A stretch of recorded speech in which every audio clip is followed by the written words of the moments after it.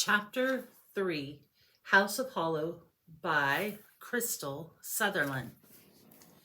I was hungry when I arrived at school, even after Kate had cooked me breakfast. Even now, years after whatever trauma had first sparked at my unusual appetite, I was still always hungry.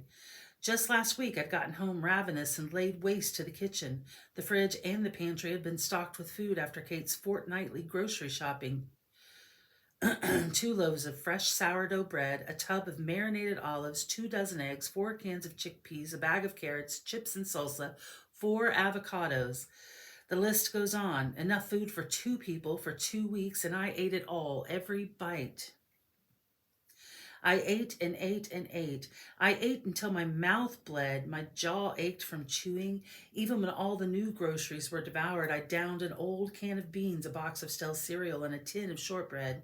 Afterward, my hunger finally sated. I stood in front of my bedroom mirror and turned this way and that, wondering where the hell the food went. I was still skinny, not so much as a bump. At school, I felt high strung and jumpy. When a car door slammed in the drop off line, I smacked my hand to my chest so hard the skin was still stinging. I straightened my uniform tie and tried to center my thoughts. My fingers felt grimy and smelled of something putrid, even though I'd washed them 3 times at home. The smell came from the flowers on the photo. I plucked one for my sister's eyes before I left. It was an odd bloom with waxy petals and roots that threaded into the paper like stitches. I'd recognized it. It was the same flower Gray had turned into a pattern and embroidered on many of her designs. I'd held it close to my nose and inhaled, expecting a sweet scent like gardenia, but the stench of raw meat and garbage had made me dry heave. I'd left the files and the fetid bloom in my mother's drawer and slammed her bedroom door shut behind me. I breathed a little easier at school. I felt like I was coming back to myself, or at least to the carefully curated version of myself I was at Highgate Wood School for Girls. My backpack groaned at the seams with the books of Python and A-level study guides cut hot tracks into my shoulders. The rules and structure here made sense. The weirdness that lurked in the old empty house and the wild wood thickets of ancient heaths found in the hard to permanent, the monotony of uniforms and fluorescent lighting. It had become my sanctuary away from the baseline strangeness of my life, even if I didn't belong here with the children of some of the London's richest families. I hurried through the busy corridor, bound for the library. "You're 5 minutes late," said Paisley, one of the dozen students I tutored before and after school. Paisley was a pint-sized 12-year-old who somehow managed to make the school uniform look boho chic. Her parents had been paying me decent money for weeks to try and teach her basic coding. The annoying thing was, Paisley was a natural.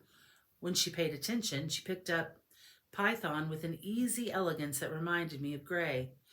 "Oh, I'm deeply sorry, Paisley. I'll give you a free extra hour after school to make up for it." She glared at me. "That's what I thought. Where's your laptop?" "I heard you're a witch," she said as she returned to tapping away at her phone, curls of mousy hair falling into her eyes. "I heard your sisters were expelled for sacrificing a teacher to the devil in the auditorium." Wow. The rumors had gotten out of control in the last 4 years, but honestly, I was more surprised that it had taken this long for one to reach her.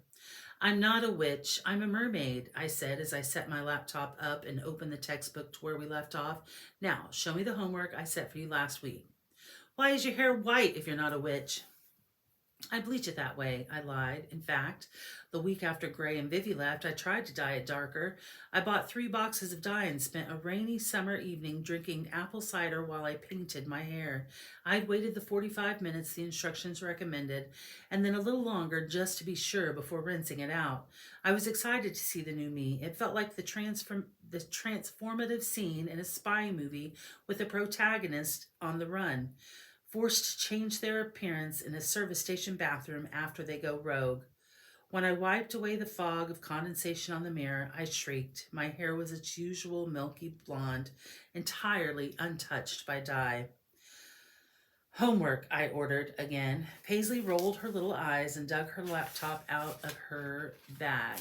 "There." She turned her screen toward me. "Well," she demanded as I scrolled through her code. "It's good, despite your best efforts. You're picking this up. What a terrible shame this will be our last session." God, what kind of 12-year-old talked like that?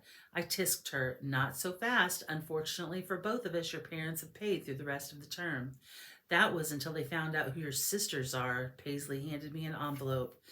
My name was written on the front in her mother's loopy handwriting. They're super into Jesus. They won't even let me read Harry Potter. Suddenly, they don't seem to think you're such a good influence on me. She packed her things, stood to leave. Bye, Sabrina, she called sweetly on her way out. Wow, came a disembodied voice. Some people are so rude. Oh, I said, as a small bottle blonde figure made her way out of the stacks and pulled up a chair across from me. Hello, Jennifer. In the months after Gray and Vivi had left school, when the loneliness of being without them sank so deeply into my body that every heartbeat ached, I desperately wanted to make friends with some of my peers. I'd never needed friends before, but without my sisters, I had no one to eat with at lunchtime and no one but my mother to spend time with on the weekends. When Jennifer Weir had invited me to her sleepover birthday party, reluctantly, I suspected, our mothers worked together at the Royal Free, I'd cautiously accepted. It was an appropriately posh affair. Each girl had her own mini teepee set up in the Weir's vast living room, each frosted with fairy lights and set among a floating sea of blush and gold balloons. We watched 3 of the Conjuring movies into the early hours of the morning and ate so much birthday cake and so many delicately baked goods that I thought someone might vomit. We talked about the boys who attended nearby schools and how cute they were. We snuck into Jennifer's parents' liquor cabinet and did 2 shots of tequila each. Even Justine Kahn, the girl who had bullied me and subsequently shaved her head in front of the school, seemed to not mind my presence. For a handful of pink, sugary, alcohol softened hours, I dared to allow myself to imagine a future that looked like this, and it might have been possible if not for the now infamous game of spin the bottle that had landed both Justine and me in the emergency room. Jennifer Weir hadn't spoken to me since that night when I left her house with blood dripping from my lips. Did you want something? I asked her. Well, actually, Jennifer said with a smile, I bought tickets to that gig at Camden Jazz Cafe tonight. I heard your sister was going to be there. Of course she's going to be there, I said, confused. She's in the band. Oh, no, silly. I meant your other sister, Gray. I was wondering, I would totally love to meet her. Maybe you could introduce me. I stared at her for a long time. Jennifer Weir and Justine Kahn, together they called themselves JJ, had been making my life a living hell for the better part of 4 years. Where Jennifer outright ignored me, Justine made up the difference which scrawled across my locker in blood. Dead birds slipped into my backpack, and one time broken glass sprinkled over my lunch. Anyway, Jennifer continued, her saccharine smile beginning to sour. Think about it. It wouldn't be the worst thing that could happen to you, being my friend. I'll see you tonight. When she was gone, I read Paisley's note in which her parents explained they'd heard some concerning accusations and asked for their advance back. I tore it up and dumped it in the bin, then checked the countdown timer on my phone to see how many days were left until graduation. Hundreds. Forever. The school had a long memory when it came to the Hollow Girls, and it had been my burden to bear since the month both of my sisters had skipped town. My first class of the day was English.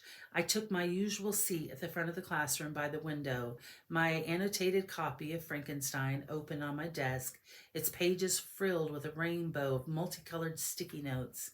I'd read it twice in preparation for this class, carefully underlining passages and making notes, trying to find the pattern, the key. My English teacher, Mrs. Thistle, was deeply conflicted by this behavior. On the one hand, a student who did the assigned readings, all of them, always, frequently, more than once, was something of a phenomenon. On the other hand, a student who wanted the right answer for a work of literature sent her half mad. It was drizzling outside. A flicker of strange movement caught my eye as I set up my things, and I looked through the glass over the wet gulch of grass between the buildings. There, in the distance, was the man in the bull skull watching me.